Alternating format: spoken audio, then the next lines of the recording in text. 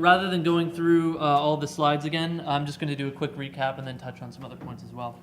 So Upside is Wealthfront for independent investment advisors. We provide a fully automated, fully white labeled digital advisor platform for registered investment advisors to help them manage emerging affluent accounts cost effectively and at scale, and to help them meet the expectations of the next generation of investor. We're way more capital efficient than a direct-to-consumer model with break-even on acquisition costs within weeks rather than years. We're a registered investment advisor ourselves and serve as a sub-advisor on the accounts that we're managing for the advisors we work with, which makes us much more than just a technology solution. And we're operating in a very big market with 30,000 plus RIAs managing over $4 trillion in assets. And the addressable part of that book is, for Upside's technology, is greater than half. So now I want to address a couple other points that came up. First, talk a little bit more about the use cases. We heard very consistently and continue to hear very consistently that advisors are interested in our technology to help them manage emerging affluent clients that they already have, to help them avoid turning away emerging affluent clients that are coming to them through referrals, and to compete against robo-advisors, so the Wealthfronts and the Betterments of the world. The third, competing against the robo-advisors, is a big concern for all of them, particularly around the intergenerational transfer of wealth. So it's forecast between 10 and $15 trillion worth of wealth will transfer from the pre-boomer and boomer generations to our generation in the next 10 years. But that's a pretty vague use case. So the specific use cases are existing clients and new clients. For existing clients, among the advisors who we have signed up, 2 are intending to use the platform to migrate between $5 and $10 million worth of clients. These are $1 to $200 million firms. And again, it's about getting those clients into a solution that provides meaningful and valuable wealth management for them, but doesn't cost the advisor a lot of time and headache to manage and operate those accounts. And we have a third that's intending to move between $30 and $40 million. And then there are new clients. There are two kind of use cases we're seeing with new clients is, one, just not wanting to turn away referrals. So another advisor we have signed up turned away between $5 and $6 million worth of assets over the last 6 months. These are accounts that don't meet his minimum, and he just wants not to turn them away anymore. And the second is we tend to see influencers. A lot of the advisors we work with are influencers in this space. They have radio shows. Ritholtz Wealth Management, the 2 principals, have 140,000 Twitter followers between the 2 of them. And they get a huge volume of clients coming into them who, again, they have to turn away. And so they're using our technology to help bring those clients on and turn them into a source of value for them, again, without having to spend time and energy actually managing those accounts. All right, great. So I'll hand it over to questions. Yeah, let's start with Dana this time. You guys can take it from there. I have to apologize because I didn't see the presentation, Yeah. so it's a little bit hard to dig in. But I am just curious. I mean, sort of what you would say is wrong with the kind of robo. What do you call them? Robo-advisors? Robo-advisors. So, because I mean, it's just such a trend, and things do Yeah. seem to be moving so much that direction, and to be sort of, on the side of essentially enabling the people that are being sort of disintermediating is just a. So I think there are kind of two parts of the response there. First is, it is much easier to build a business model like that in a market environment where the S&P 500 is going up 20% per year. The robo-advisors are fantastic. We have a very similar technology, so we certainly believe in it, but they haven't really been tested yet. And the real question is, when the market corrects and goes down 10%, how many of the people will make bad decisions, take their money out, and attrite on those businesses?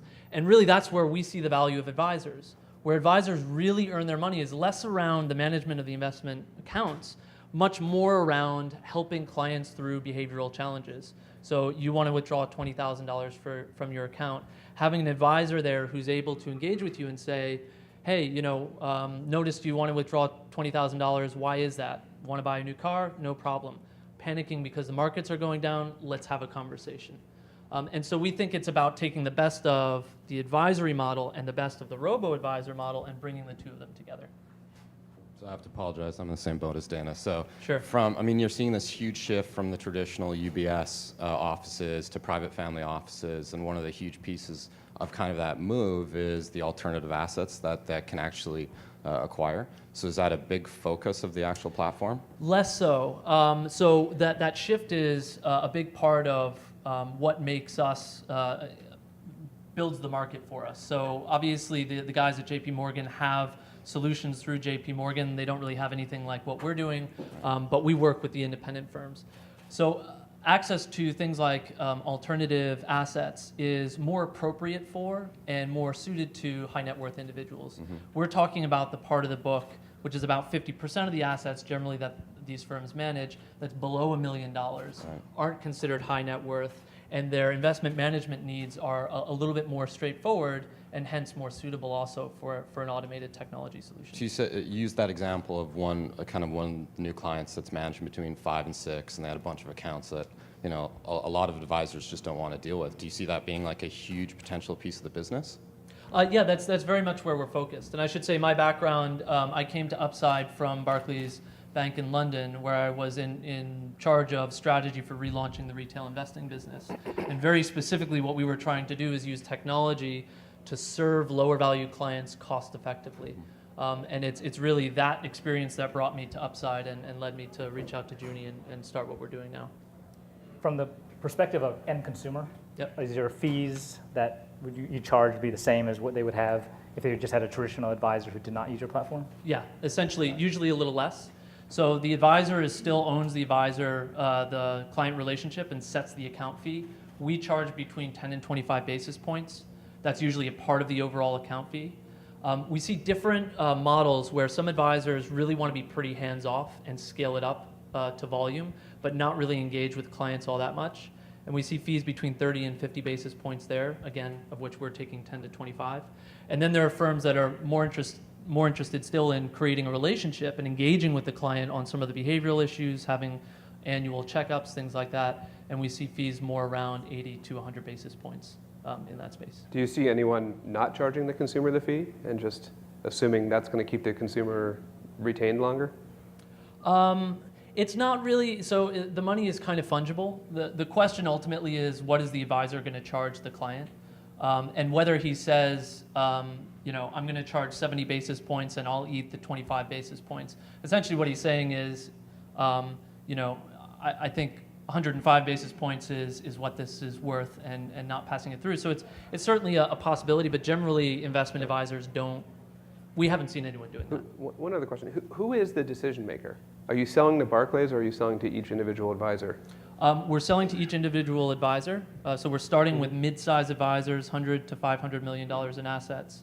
As we continue to grow a track record and build more features into the technology, we'll move up to larger billion-dollar-plus firms. And then ultimately, there's definitely application, and again, coming from my background at Barclays, there's definitely application at the larger wirehouses to scale this up across very large businesses.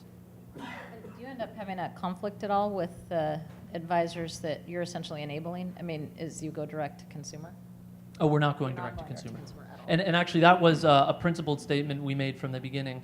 And I wanted to actually mention this from a timing perspective. We started about 12 months ago building the technology platform intending to go direct to consumer.